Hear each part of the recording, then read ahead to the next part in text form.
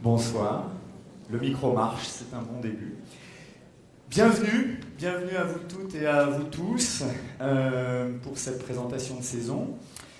Je vais commencer par des remerciements. Merci à vous, merci au public. Cette année, vous avez été extrêmement nombreux à envahir joyeusement les salles du TNS. C'est là une des deux meilleures saisons en termes de fréquentation de toute l'histoire du TNS. Donc, j'en suis très, très fier et je vous en suis très, très reconnaissant.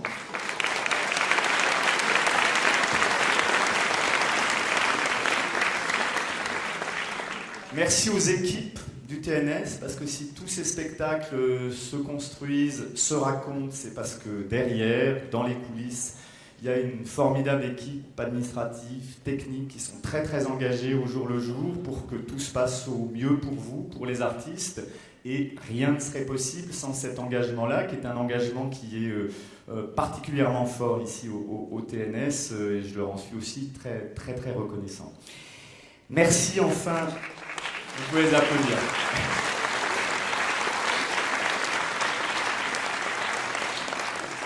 Et merci enfin aux artistes qui ont fait le déplacement ce soir, qui seront là aussi demain.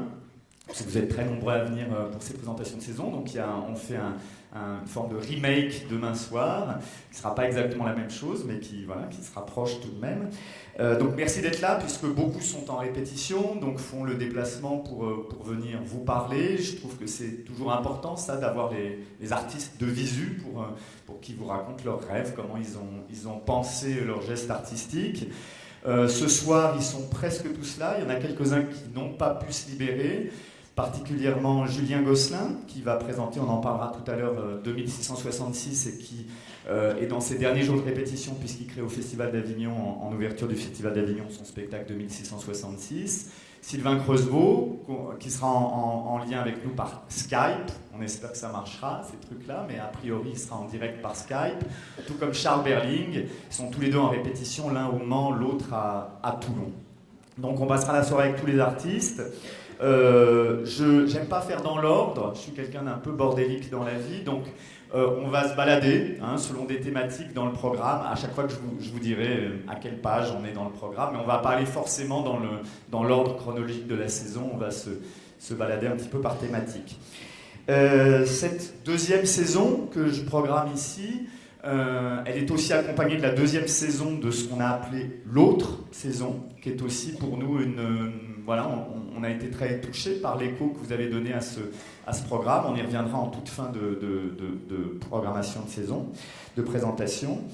Peut-être que, pour commencer, vous dire qu'il y a deux choses qui ont présidé à cette saison. C'est les écritures d'aujourd'hui.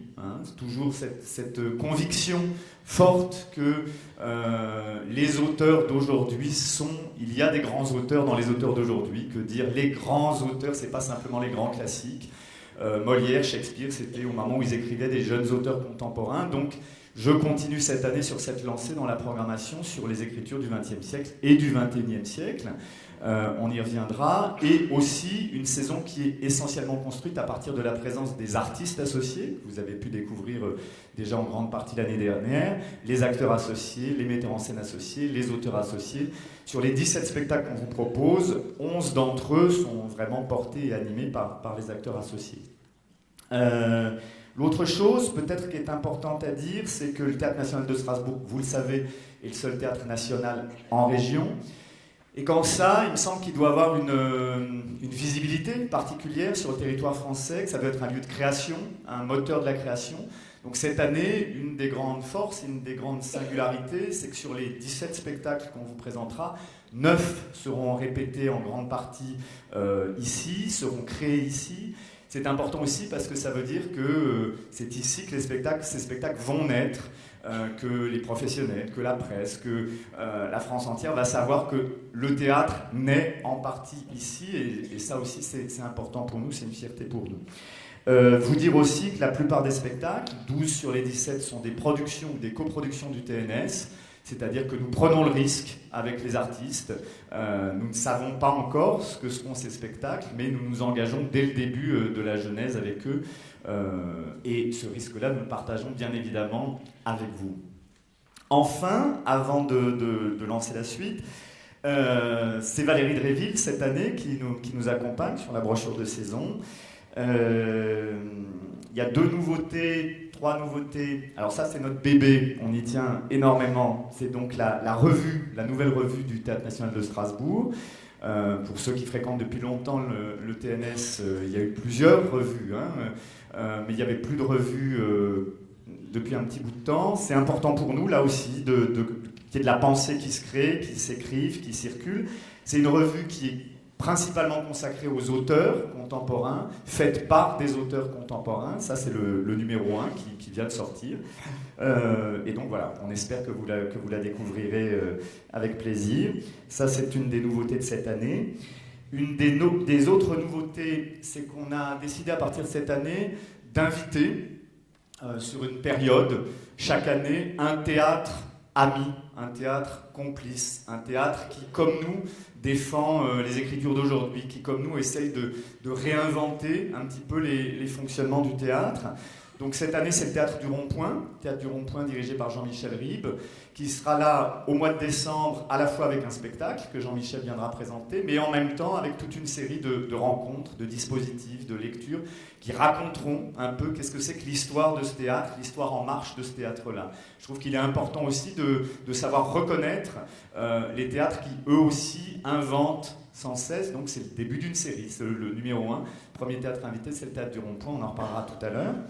Enfin, une des nouveautés aussi à laquelle je tiens, en ce moment, à l'espace Weber, Thomas Joly, metteur en scène associé, est en train de répéter avec le groupe 42 des élèves, avec tout le groupe entier, un spectacle qui s'appelle Le Radeau de la Méduse, qui sera créé au Festival d'Avignon, repris au TNS, puis au Théâtre de l'Odéon ensuite.